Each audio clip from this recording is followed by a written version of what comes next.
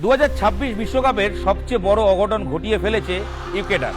লাতিন আমেরিকার এই দেশটি জার্মানির মতো শক্তিশালী বিশ্ব চ্যাম্পিয়ন, 4 বারের বিশ্ব চ্যাম্পিয়নকে হারিয়ে দিয়ে নকআউটে পৌঁছে গেছে। তাদের ফুটবল ইতিহাসে এই নিয়ে দ্বিতীয়বার তারা নকআউটে পৌঁছলো। 2006 জার্মানির গ্রুপেই ছিল, সেবার জার্মানির কাছে 3 গোলে হারতে হয়েছিল ঠিকই, তবে গ্রুপ থেকে বাকি ম্যাচগুলো জিতে তারা কোয়ালিফাই করেছিল পরবর্তী রাউন্ডে। ইকুয়েডর ঠিক কোয়ালিফাই করলো 20 বছর পর আবার বিশ্বকাপে, আর এবার গ্রুপে সেই জার্মানি, আর জার্মানিকে বিশ্বকাপের মঞ্চে প্রথমবার হারিয়ে দিয়ে 2-1 ব্যবধানে জার্মানিকে হারিয়ে তারা কোয়ালিফাই করলো। তবে ইকুয়েডরের কোয়ালিফাই করার ব্যাপারে সন্দেহ তৈরি হওয়ার কথা ছিল না। দলটা যথেষ্ট শক্তিশালী, গ্রুপে তারা কুরাসাওয়ের মতো দুর্বল দলের বিরুদ্ধে আটকে গিয়েছিল, আইভরি কোস্টের কাছে তারা হেরে গিয়েছিল। তবে পরিসংখ্যান দেখা যাচ্ছে যে জার্মানি ম্যাচের আগে প্রায় 39-40টা শট তারা গোল মুখে মেরেছে, কিন্তু একটাও গোল হয়নি। আসলে ইকুয়েডরের ভাগ্যটা খারাপ, তারা প্রথম দুটো ম্যাচে একমাত্র একটা পয়েন্ট পেয়েছিলেন দুর্বল কুরাসাওয়ের বিরুদ্ধে, যে কুরাসাওকে 7 গোল দিয়েছিল জার্মানি। তবে ওই সাহসীরা সবসময় জেতে, ইকুয়েডরও তাই। ইকুয়েডর জার্মানি ম্যাচে নিজেদের উজাড় করে দিলেন, নিজেকে ঝাঁপিয়ে পড়লেন। প্রথম 2 মিনিটের মধ্যেই বিশ্বকাপে দ্রুততম গোল করার জার্মানদের মধ্যে সানের গোলে জার্মানি এগিয়ে যাওয়ার পরই আচমকা খেলার নিয়ন্ত্রণ নিয়ে নিল ইকুয়েডর। জার্মানি হারে হারে টের পেল যখন অন্য টিম ফিট হয় এবং তাদের খেলা ধরা পড়ে যায় তাহলে কি হয়। দেখুন, জার্মানি হেরে যাওয়াটা গ্রুপের শেষে তাতে বিরাট কোনো চেঞ্জ হয়নি। বিশ্বকাপে জার্মানি পরবর্তী রাউন্ডে আগেই পৌঁছে যায় এবং গ্রুপ টপ করেই তারা বিশ্বকাপে পৌঁছেছে। তবে একটা হার অনেক কিছু প্রশ্নের সামনে রেখে দিল জার্মানদের। বলা হচ্ছিল এবারের বিশ্বকাপে জার্মানি তৈরি হয়ে এসেছে। 2014 বিশ্বকাপ চ্যাম্পিয়ন জার্মানি তার পরবর্তী দুটো বিশ্বকাপ মুখ থুবড়ে পড়ে, দুটো বিশ্বকাপেই গ্রুপ পর্বে হেরে বিদায় নেয়। ঠিক 12 বছর পর একদম তারা কামব্যাক করলো, প্রথম ম্যাচে 7 গোলে জিতে কুরাসাওকে। তখন অনেকেই বলছিলেন যে দুর্বল কুরাসাওকে 7 গোল দেওয়া, বাকিগুলো কি সহজ হবে?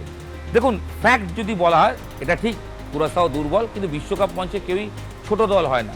জার্মানির খেলা ইকুয়েডর ধরে ফেললেও কুরাসাও ধরতে পারেনি। আইভরি কোস্ট ম্যাচেও তারা লড়াই করেছিলেন। আসলে জার্মানির টিমের সমস্যাগুলো চোখে স্পষ্ট হচ্ছে, বোঝা যাচ্ছে, সেগুলো বলবো।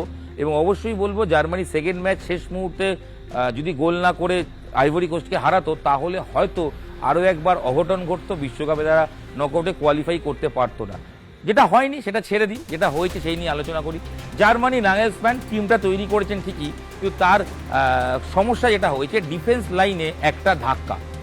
স্লটারব্যাক তিনি ইনজুরি হয়ে বিশ্বকাপ থেকে ছিটকে গেছেন, আর তার পরিবর্তে রুডিগারকে তাকে খেলাতে হচ্ছে। রুডিগার, জনাথন থা এবং অবশ্যই কিমিচ, এই তিনজনের গড় বয়স 31 বছর, তিনজনেই বয়স্ক ফুটবলার হিসেবে পরিচিত। তো এই 3 ফুটবলার ডিফেন্স লাইনে যখন তারা আক্রমণে যাচ্ছেন সাপোর্ট করতে, ব্যাকে আসলে ফিরে আসতে পারছেন না, বিপক্ষ দ্রুততার সঙ্গে ঢুকছে এবং জার্মানি সাধারণত যেই ফরমেশনই দাঁড়াক না কেন মূলত 3 ডিফেন্সে চলে যায় খেলা চলাকালীন। মাঝমাঠে তারা শক্তি বাড়িয়ে দেয় এবং 3 ডিফেন্স সামাল দেওয়া সবসময় কঠিন হয়, এবং যেখানে বয়স একটা ফ্যাক্টর হচ্ছে, বিপক্ষ গ্যাপ তৈরি করছে, দ্রুততার সঙ্গে ঢুকে গিয়ে গোল করে দিচ্ছে। ডিফেন্স নাগেলসম্যানকে চিন্তা এবং স্লটারব্যাকে ছিটকে যাওয়া আরও বড় দুশ্চিন্তা। জার্মানি ইকুয়েডর ম্যাচে পরীক্ষা নিরীক্ষা করতে চেয়েছিল, যারা নামলেন তারা সবাই ব্যর্থ হলেন। জার্মানি স্ট্রাইকারের অভাবে ভুগছে।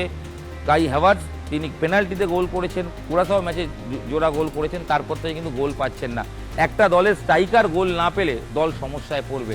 নাগেলসম্যানকে কিন্তু নকআউটে আর তিনি পরীক্ষা নিরীক্ষা পারবেন না, একটা হার মানে বিদায়।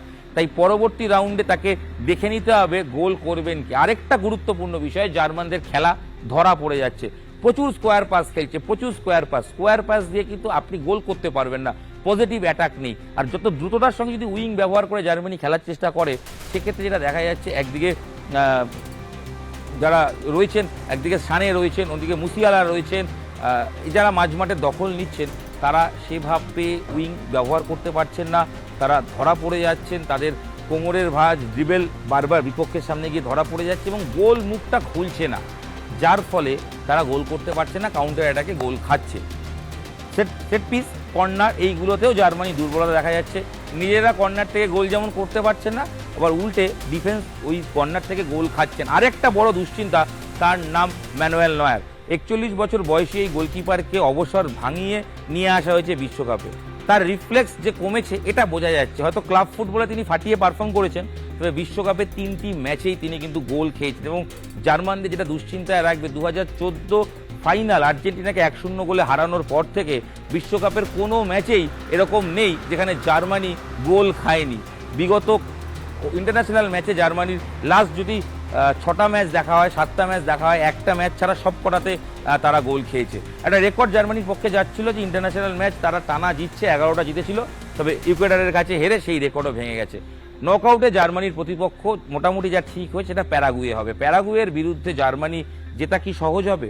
বিশেষজ্ঞরা বলছেন অতটা ইজি নয়। প্যারাগুয়ে হয়তো গ্রুপ পর্বে বা নিজেদের গ্রুপে থার্ড হয়ে শেষ করেছে, কিন্তু এই দলটাও আরেকটা ল্যাতিন আমেরিকার দল। তারা জানে কি করে দাঁতে দাঁত চেপে লড়াই করতে হয় এবং ডিফেন্সের জঙ্গল তৈরি করতে হয়, কাউন্টার অ্যাটাকে গিয়ে গোল করতে হয়। প্যারাগুয়ের মতো দল, ল্যাতিন আমেরিকার যে দলগুলো একটু বডি কন্ট্যাক্ট গেম খেলে, তার মধ্যে ইকুয়েডরের সঙ্গে অবশ্যই প্যারাগুয়েকেও ধরা হয়। প্যারাগুয়ে কিন্তু বডি কন্ট্যাক্ট গেম খেলে এবং শরীরের ধাক্কায় কোথাও গিয়ে জার্মান ডিফেন্সকে বা জার্মানি ফুটবলারদের ছিটকে দিতে পারে।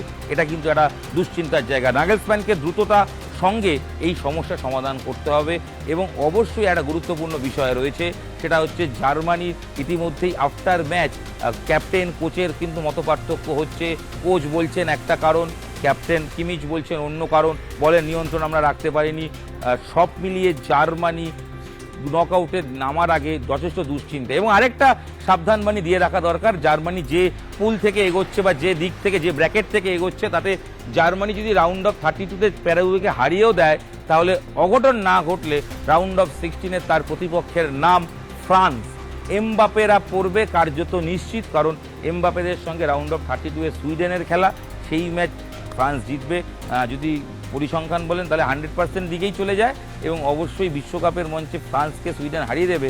এই অঘটন হয়তো কোনো ফুটবল বিশেষজ্ঞই ভাবছেন না। সেক্ষেত্রে ফ্রান্স বনাম জার্মানি রাউন্ড অফ 16-এ দেখা হতে পারে। সবচেয়ে হাই ভোল্টেজ ম্যাচ হবে এবং ফ্রান্স 18 চ্যাম্পিয়ন, 22-এর রানার্স, এমবাপে দুরন্ত ছন্দে একের পর এক গোল করছেন।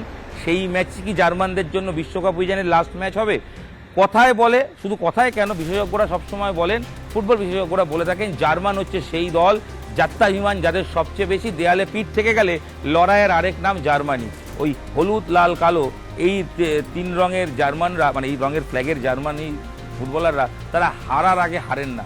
তবে জার্মানি সত্যি হারার আগে কি হারেন না?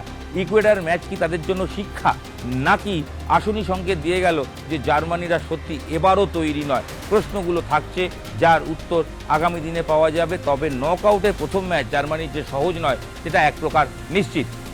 চলতি বিশ্বকাপে জার্মানির সুপার সাব হিসেবে 2টো ম্যাচেই বাজিমাত করা ফুটবলের নাম ডেনিস উন্ডাফ। এই ফুটবলারটার উপর ভরসা রাখছেন ঠিকই নাগেলসম্যান। ফুটবল বাজারে তার দামও উঠবে আগামী দিন, এটাও নিশ্চিত। তবে একক দক্ষতায় তিনি কি সবকটা ম্যাচ বের করতে পারবেন? কুরাসাও এবং আইভরি কোস্টের বিরুদ্ধে গোল করে দেওয়া এই ফুটবলারটি ইকুয়েডরের বিরুদ্ধে চেঞ্জে নেমে কিছুই করতে পারেনি। একসময় জার্মানিতে যদি সাম্প্রতিক সময়ও দেখা যায়, ক্লোজের মতো ফুটবলার যে বিশ্বকাপের দীর্ঘদিন হায়েস্ট গোল গেটার ছিলেন, তার রেকর্ড এই চলতি বিশ্বকাপে মেসি ভেঙেছেন, তিনি ছিলেন।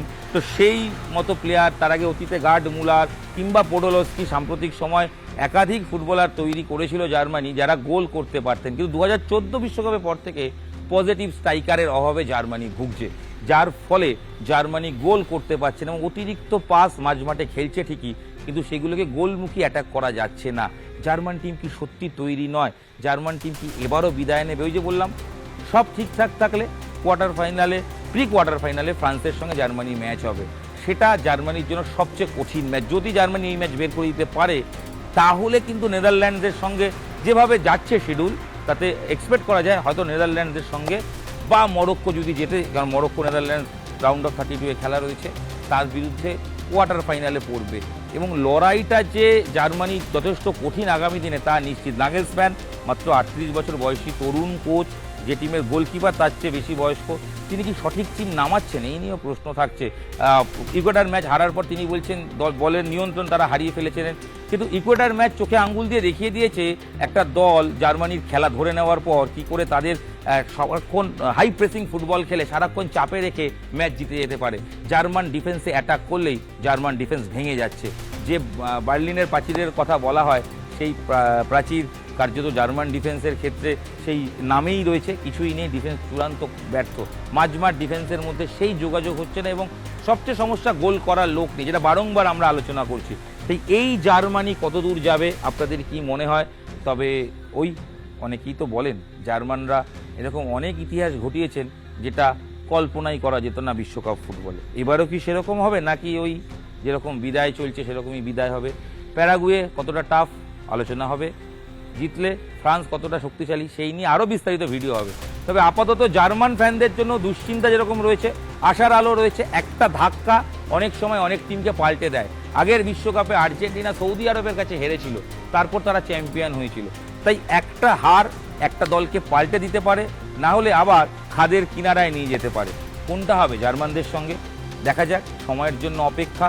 জার্মান এখনও হাঁটতে জানে না বলে যে প্রবাদ আছে সেটা মিথ থাকবে নাকি বাস্তবে হবে।